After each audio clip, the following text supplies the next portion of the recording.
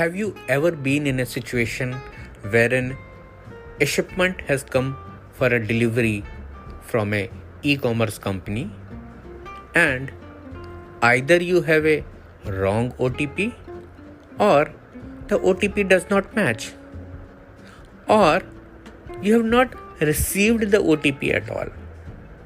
Well, it happened with me very recently. And very frankly, it has happened many times. So this gentleman came to my doorstep. Before delivering the shipment, he asked for the OTP, one-time password. I checked all the messages on my mobile. I did not have the OTP. I went to the app also, but I did not have the OTP. So I told this delivery gentleman that I have not received the OTP. He said, "Okay, sir, let me send that OTP again to you." Unfortunately, he was standing in the area near the lift where the connectivity was low. He tried several times. From his side, it says that fresh OTP has been sent, but I was not getting one.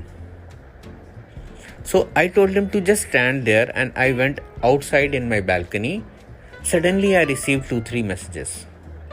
I went back and shared the OTP with him. The OTP did not match. Why?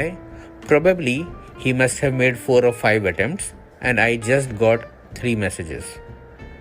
So the latest OTP was something which was supposed to be given.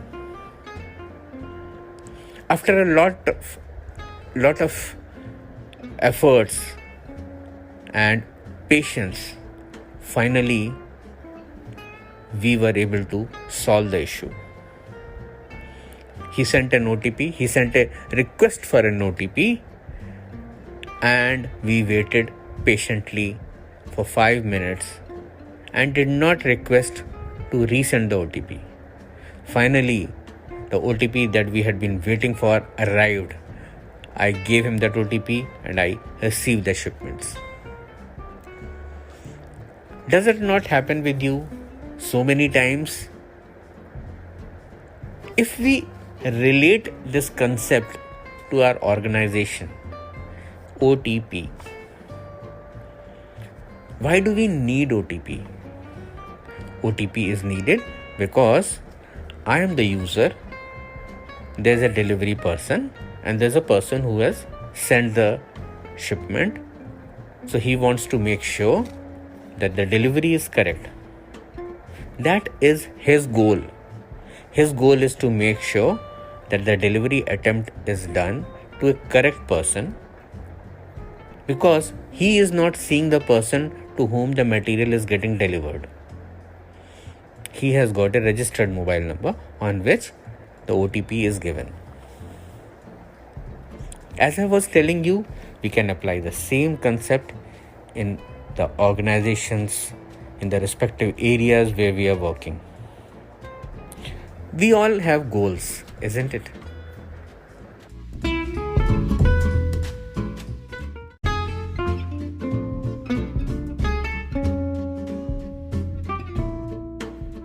And these goals help us achieve the objectives for the organization. Broadly, the goals can be classified into 3 parts. Organizational level goals, which the entire organization, each and every team member function together wants to achieve. Then the team level goal, what the team wants to achieve. There are various teams working in any organization. And finally, the personal goals, which means the goals of an individual, what an individual wants to achieve. This is how OTP is made of goals in any organization. O stands for organizational goals, T stands for team goals, and P stands for personal goals. Now imagine a situation wherein organization achieves its goals, but the team working on the specific aspects does not achieve its goals. The organization must have achieved its goal because all other teams must have fulfilled their targets. But still, there would be one team which has not done that. If we break down further, then it can also happen that organization has achieved the goals, the teams have achieved the goals, but each individual, each person working in an organization has some goals, has some ideas, has some motives, and these ideas and motives form the team and the organization.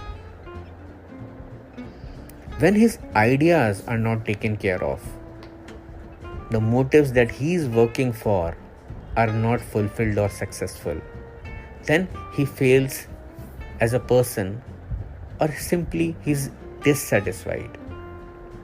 So even though we may have achieved the team goals and the organizational goals, if personal goals are not met, this employee or individual will be dissatisfied and may leave the organization at some point of time.